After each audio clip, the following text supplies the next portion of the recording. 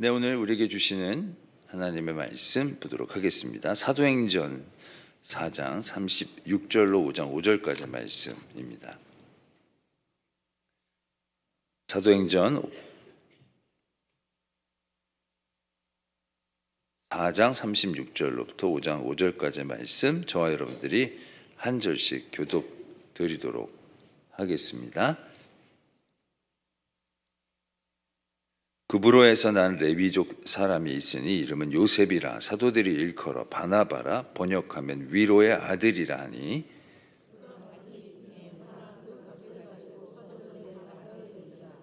아나니아라 하는 사람이 그의 아내 삽비라와 더불어 소유를 팔아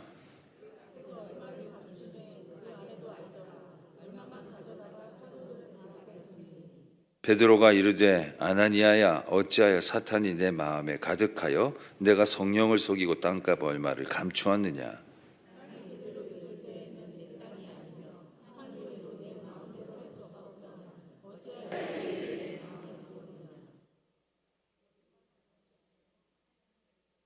함께요. 아나니아가 이 말을 듣고 엎드러져 혼이 떠나니 이 일을 듣는 사람이 다 크게 두려워하더라.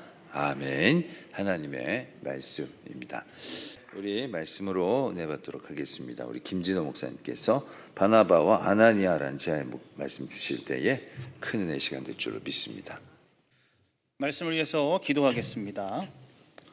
사랑이 많고 자비하신 하나님 아버지, 우리를 불러주셔서 여기 모여 예배케 하시니 감사합니다.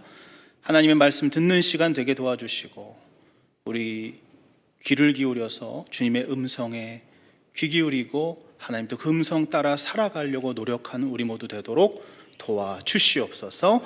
이 모든 말씀을 우리 주 예수 그리스도의 이름으로 기도하옵나이다. 아멘. 오늘 말씀은 사실은 이제 아나니아와 삽비라의 죽음에서 시작된 고민이었습니다. 이 아나니아와 삽비라의 이야기를 공부를 하다 보니까 이 사도행전의 난제, 이렇게 표현을 하더라고요.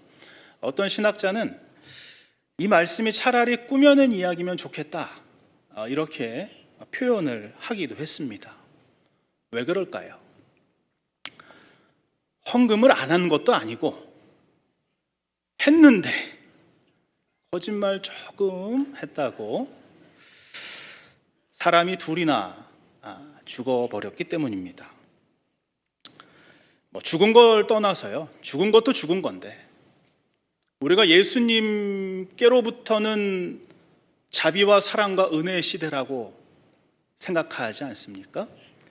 그런데 오히려 이 초대교회에 구약보다 더 강력한 성령 율법의 시대가 온 것이 아닌가 하는 두려움이 생기게 하는 그런 말씀이라는 것이죠. 구약 시대에도 이와 같은 즉결 심판은 없었습니다. 가늠하다 현장에서 붙잡힌 여인을 돌로 쳐야 한다는 군중 앞에서 너희 중에 누구든지 죄 없는 자가 돌로 치라라고 하셨던 그 예수님의 그 사랑과 자비를 생각한다면 상당히 오늘 본문의 말씀은 예수님께로부터 배웠던 그 사랑과는 거리감이 있다 하는 생각이 드는 것입니다. 또 수많은 이단들이 이 말씀을 근거로 전 재산을 내놓고 공동체 생활해야 한다라고 가르쳐 왔습니다. 그래서 또 우리는 한편으로 집 팔고 땅 팔고 그래서 교회에 헌납한다는 이야기를 들으면 과하다, 이단적이다 하는 생각을 하는 경향이 생겨버렸다는 것이죠. 이 어떤 교회에 대해서 누군가 이렇게 이야기하는 소리를 들은 적이 있는데요. 그 교회가 좀 이단적인 것 같다라고 하는 얘기를 서로 이제 얘기를 하는 거예요. 그 교회 이단 같아. 왜 이단이래? 전 재산을 헌금하라고 했대. 그거 이단이네. 뭔가 좀 잘못된 것 같지 않습니까? 어떤 교회 이단성을 말할 때는 교회가 예수를 주로 고백하지 않는다든지, 혹은 교주가 자신을 보호해서 성령이라고 한다든지 한 어떤 그런 신학적인 근거가 분명해야 되는데 전 재산 헌금하라고 했대. 이 한마디로 정리가 되는 상황이 물론 그런 경우가 많이 있지만 조금은 이상하다 하는 생각을 하지 않을 수가 없습니다. 그러니까 아나니아와 삽비라의 안타까운 죽음을 포함한 이 재산 공유의 문제, 이걸 정리를 해보면 뭐 여러 가지 문제들이 있습니다만 오늘은 딱 두 가지. 새로운 율법의 시대가 도래한 건가? 혹은 너무 과한 이단적인 생각일까 하는 것을 생각해 봐야 되겠습니다. 하나하나 조금 얘기를 해보고 싶은데요. 첫 번째로 율법주의의 재등장일까? 이 질문에 답하려면요, 이 바나바부터 좀 살펴봐야 됩니다. 그래서 오늘 바나바부터 읽었어요. 바나바는 구브로에서 난 레위족이라고 되어 있습니다. 그게 왜? 이스라엘 율법을 살펴보면요, 하나님께서 레위인은 땅을 가질 수 없다라고 말씀하신 바가 있습니다. 레위기 25장 32절부터 34절에 있는 말씀을 보면요, 레위 족속의 성읍 곧 그들의 소유의 성읍의 가옥은 레위 사람이 언제든지 물을 수 있으나 그들 성읍 주위에 있는 들판은 그들의 영원한 소유지이니 팔지 못할지니라, 이렇게 되어 있습니다. 그러니까 집은 내가 팔 수도 있는데 물을 수도 있는데 땅은 팔 수가 없어요. 밭은 매매할 수 없습니다. 매매권이 없어요, 레위인에게는. 근데 오늘 말씀에 뭐라고 되어 있습니까? 여기도 딱 써 있는데 그가 밭이 있음에 팔아 그 값을 가지고 사도들의 발 앞에 두니라 하고 되어 있습니다. 이것은 레위인인 바나바로서는 칭찬받을 만한 행동이 되기 힘듭니다. 현대로 좀 바꿔 생각해 보면 이래요. 목사님 목회를 하시다가 은퇴할 때가 됐습니다. 근데 마침 성도들도 그 교회를 다 나갔대요.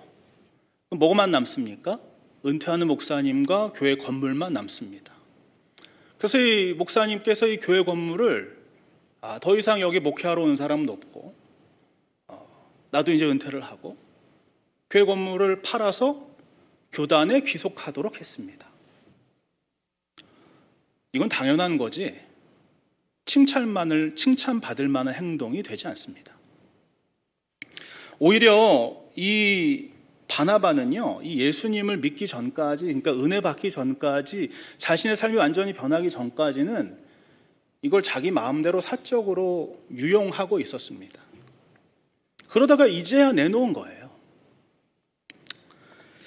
바나바의 아름다운 헌신을 폄하하고자 하는 건 아닙니다. 성경에 여러 가지 또 연구를 해보면 거기에 대해서 여러 가지 변화하는 말들도 있어요. 그런데 엄격한 율법주의, 엄격하게 거짓말 조금만 해도 죽을 수 있는 그런 율법의 잣대를 들이밀면 바나바도 거기서 자유로울 수는 없다라는 얘기를 하는 것이죠. 이게 뭔 얘기냐면 율법 정신의 재등장은 결코 아니다. 바나바 얘기에서부터 살펴보면 그렇잖아요. 재등장은 결코 아니다라는 것이죠. 또 이게 이단성의 어떤 근거가 될 수 있습니까? 비록 소수긴 하지만 정통 기독교 교단들 가운데에는 재산을 공유하는 전통을 가진 교단들도 여러 존재해 왔습니다. 잘 알려지지 않아서 그렇죠. 왜요? 재산을 공유하는 공동체의 모습은 이 성경에 기록이 되어 있으니까요. 그러니까 그 자체가 잘못된 것 아니다라는 것이죠. 또한 여전히 우리 곁에도 이런 아름다운 헌신은 계속되고 있습니다. 이전에 제가 섬기던 교회에서 있었던 일인데요. 얼굴에 화상이 굉장히 심한 분이 계셨습니다. 원래 어떤 모습인지 우리가 알 수 없을 정도예요. 근데 그분이 말을 많이 하는 스타일은 아니기 때문에 왜 그런지 몰랐습니다. 무슨 일이 있었겠거니 다쳤겠거니 하고 서로 대화했을 뿐이죠. 근데 나중에 알고 보니까 이 어렸을 때 사귀던 남자친구와 헤어지게 됐는데 헤어지자고 말하니까 이 남자가 앙심을 품고 여자 얼굴에 염산을 부어버린 거예요. 수십 년 전 사건이 돼서 그 기사에도 찾을 수 없어요. 그런 교인이 계셨는데 사람을 피하고 세상을 원망할 법한데 이분은 예배 한 번 빠지지 않고 열심히 신앙생활 하셨습니다. 다만 이제 관계는 많이 갖지 않으셨어요. 그래서 목사님들도 그분의 이야기를 잘은 알지 못했죠. 근데 언젠가 그 교회 담임 목사님 찾아오셔서 꽤 많은 액수의 헌금을 하고 가셨다 하는 이야기를 전해 듣게 됐습니다. 나이가 많이 드셨는데 자기가 그동안 잘 그래도 하나님 은혜로 살아왔는데 생각해보니까 더 이상 집을 내가 소유하고 있을 필요가 없다라는 생각이 들었답니다. 그래서 집을 팔아가지고 좋은 일에 써달라고 헌금을 하셨다라는 거죠. 목사님은 하나님 반대편에 서서 반대를 하셨습니다. 그 돈으로 좀 맛난 것도 사드시고 여행도 좀 하시고 그러세요. 하셨는데 그분이 가진 뜻이 받은 뜻이 있으니까 그 마음을 꺾지 않으셔서 이 헌금을 잘 사용하기 위해 애를 쓰셨던 그런 기억이 있습니다.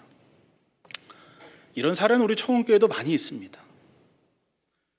성경은 이것을 아름다운 헌신으로 기억하면서 바나바를 향해 위로의 아들이라는 별명까지 지어주는 것을 기록하고 있는 것이죠. 그러니까 아름다운 헌신은 칭송받아야 되는 겁니다. 아름다운 헌신은 기억할 만한 이름입니다. 아름다운 헌신은 위로의 아들이라 불리면서 존경할 만한 그런 자격이 충분히 있게 되는 것입니다. 근데 그럼에도 여전히 아직 우리 머릿속에 우리 마음속에 풀리지 않은 의문이 한 가지가 남아 있습니다. 뭐냐면 그래 그 은혜로운 바나바 이야기는 남기는 거 좋다. 그런 일이 있어서 우리 가운데도 언제나 그러한 도전할 수 있고 우리도 하나님을 향해서 하나님의 나라를 위해서 헌신하려고 애를 써야 되겠다. 그러니까 바나바 이야기 남기면 참 좋겠다. 근데 그래도 아나니아와 삽비라의 이야기는 없는 것이 더 은혜롭지 않습니까? 하는 의문이 남게 되는 것이죠. 우리의 짧은 생각으로는 없는 것이 좋은 것처럼 보이지만 여기에 기록되어 있는 이유는 분명히 있습니다. 이 이야기가 하나님 나라 확장에 꼭 필요한 이야기이기 때문입니다. 그래서 그 이후의 말씀을 보면 이 사건 이후에 믿고 주께로 돌아오는 자가 더욱 많아졌다라고 성경은 보고를 하고 있는 것입니다. 또 11절에 이 아나니아와 삽비라의 이야기의 결론에 뭐라고 기록되어 있느냐면 온 교회와 이 일을 듣는 사람들이 다 크게 두려워했다 이렇게 기록되어 있는데 여기서 교회, 헬라어로는 에클레시아라고 하는 단어가 처음으로 등장합니다. 그 전까지는 예수라는 이름으로 모여있는 사람들이 많이 무리를 이루고 있었지만 그것을 규정할 만한 이름이 존재하지 않았는데 바로 이 안타까운 죽음 이후에 이 사건, 없어져도 될 것 같은 이 사건 이후에 그 모임을, 그 무리를 교회라고 정의했다라는 것입니다. 그러니까 여러분 이 사건은요 꼭 기록되어야 하는 사건이었다는 것이죠. 그럼 저는 이 사건을 어떻게 해석해야 될까? 어떻게 이 불미스러운 죽음을 설명할 수 있을까? 고민할 수밖에 없게 되는 것이죠. 차라리 아까 처음 얘기한 것처럼 어떤 신학자처럼 꾸며낸 이야기면 좋겠다 하고 대충 넘어가면 좋겠는데 아니라는 거예요. 굉장히 중요한 얘기다 라고 성경이 여러 암시를 하고 있습니다. 그래서 고민을 하다 보니까 이 바나바와 아나니아를 같이 묵상할 때 떠오르는 옛 구약의 말씀이 있더라고요. 아나니아와 삽비라만 보면 잘 기억이 안 나는데 바나바와 아나니아를 묶으니까 그게 그 사건이랑 좀 비슷하구나 하는 사건이 있습니다. 뭐냐면 가인과 아벨의 사건이에요. 가인과 아벨은 오늘 바나바와 아나니아처럼 똑같이 하나님 앞에 헌신했습니다. 제사를 드렸어요. 그런데 여러분, 이상한 일이 일어납니다. 하나님께서 아벨의 제사는 받으시고 가인의 제사는 받지 않으셨다라는 것입니다. 거기에도 그 이유는 명확하게 드러나 있지 않습니다. 여러 이야기들이 있습니다만 하나님께서는 채식을 싫어하신데 이런 얘기도 있긴 있었습니다만은 성경에는 없어요. 성경에는 없어요. 그리고 실제로 채식을 그렇게 싫어하시지도 않았습니다. 채소, 곡식을 가지고 제사를 하기도 했으니까요.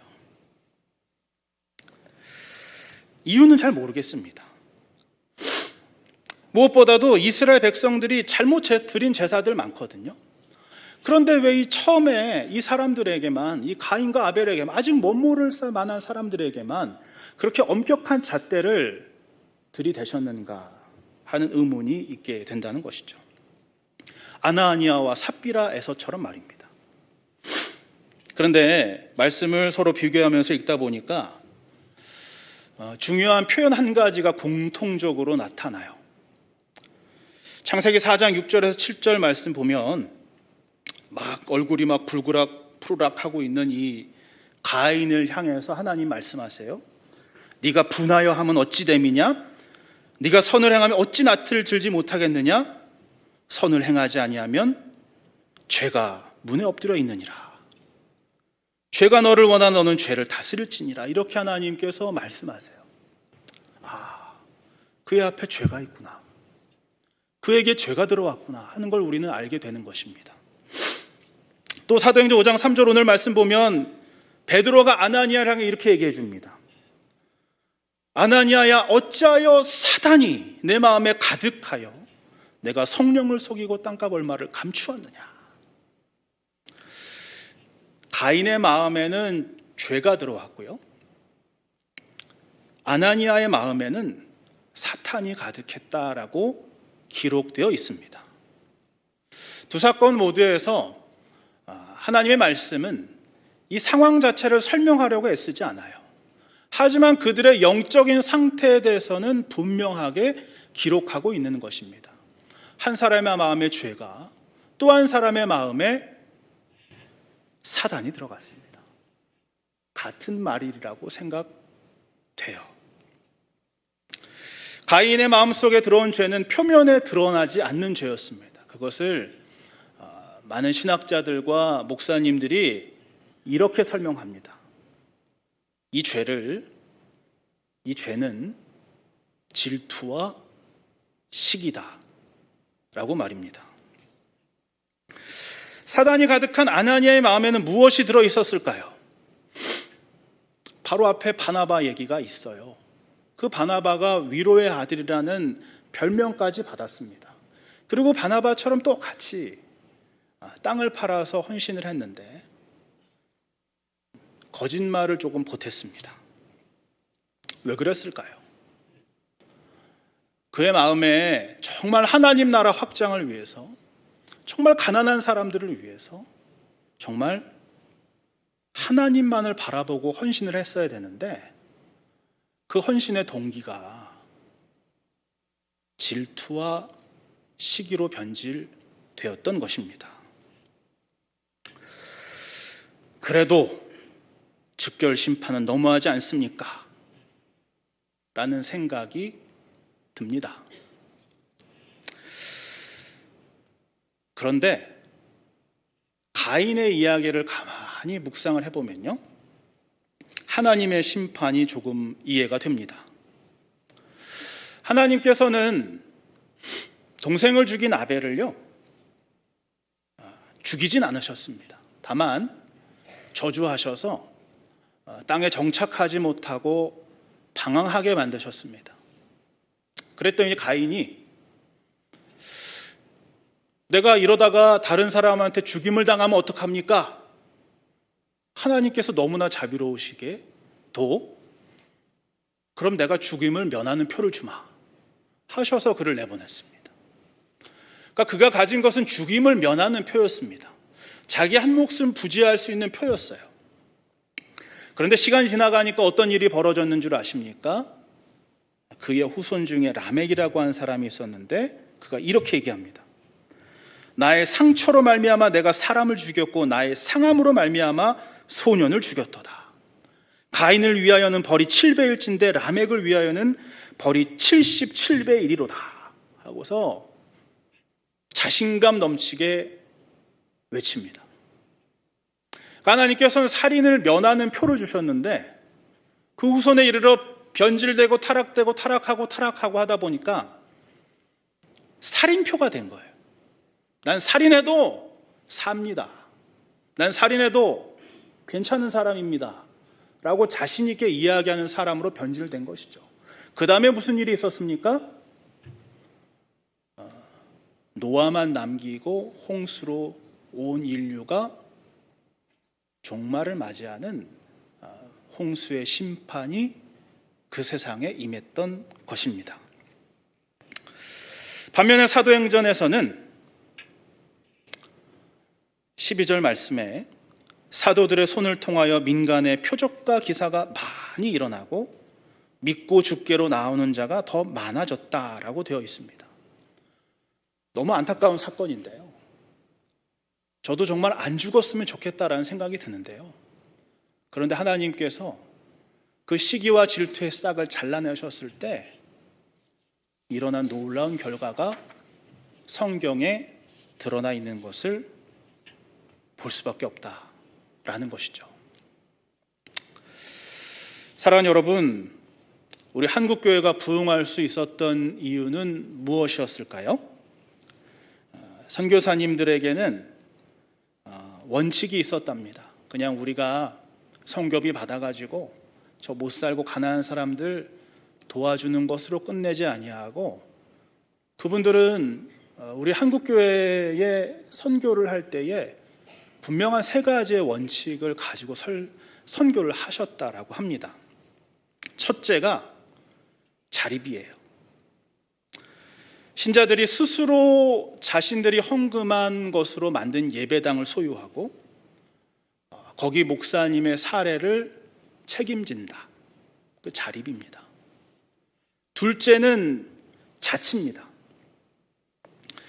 교인들을 훈련시켜서 구역에서 구역장 만들고 그 지방의 노예도 섬기게 하고 또 전국에서 지도자가 되게 해서 스스로 치리하도록 만들자. 또 자전, 세 번째 자전입니다.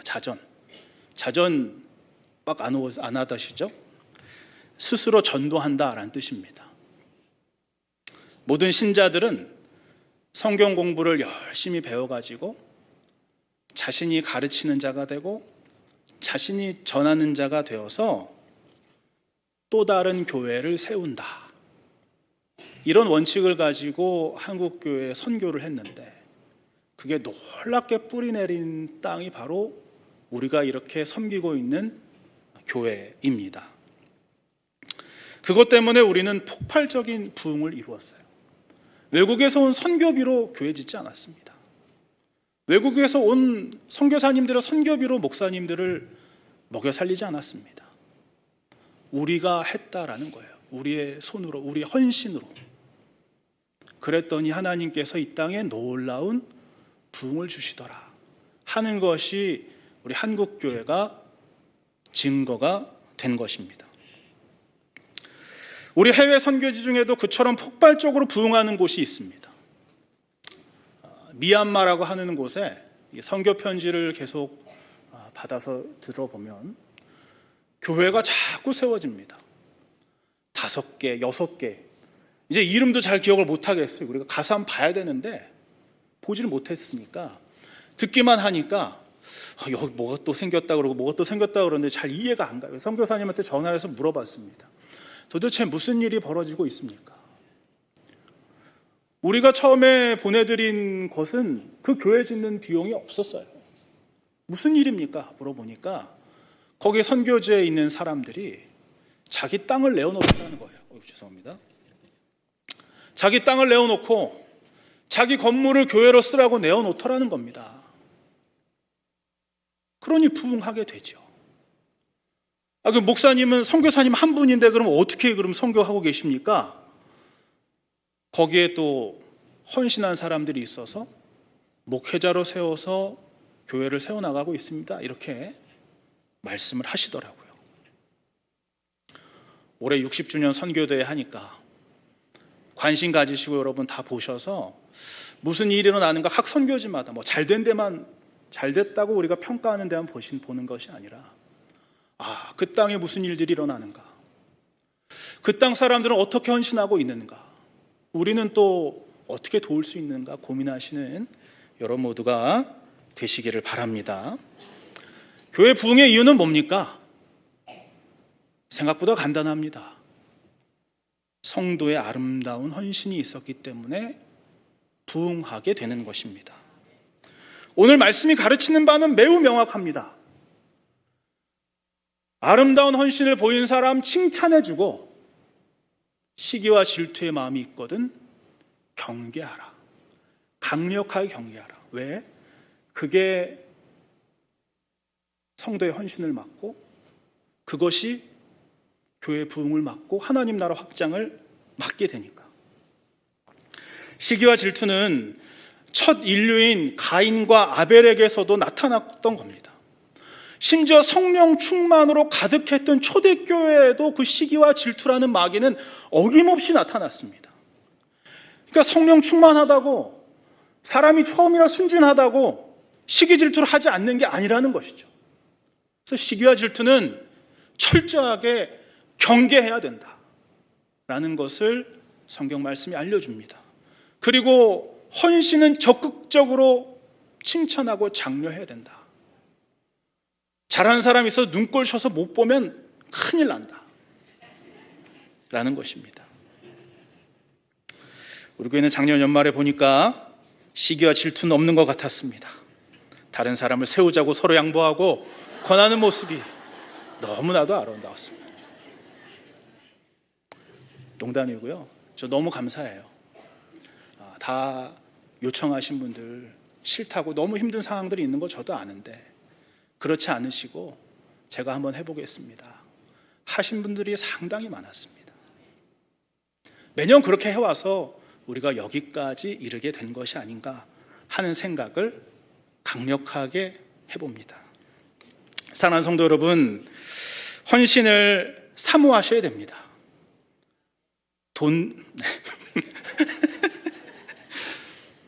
헌신을 사모하셔야 됩니다. 돈 내라는 소리로만 들으시면 안 됩니다. 여러분들이 오늘 11교구 헌신한 거 저는 아침에 가서 기도도 제가 해드렸는데 여러분 버스 파업한다 그러면 오고 싶습니까? 여기 계신 분들도 마찬가지죠. 어제 우리 딸이 버스가 안 온다는 거예요. 생각해보니까 버스 파업했더라고요.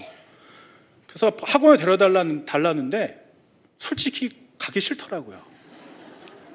갑자기 가자 그러니까. 근데 여러분 그거 힘든 것도 다 마다않고 온 여러분들의 헌신, 여러분들의 하나님을 향한 마음 얼마나 귀하고 아름답습니까?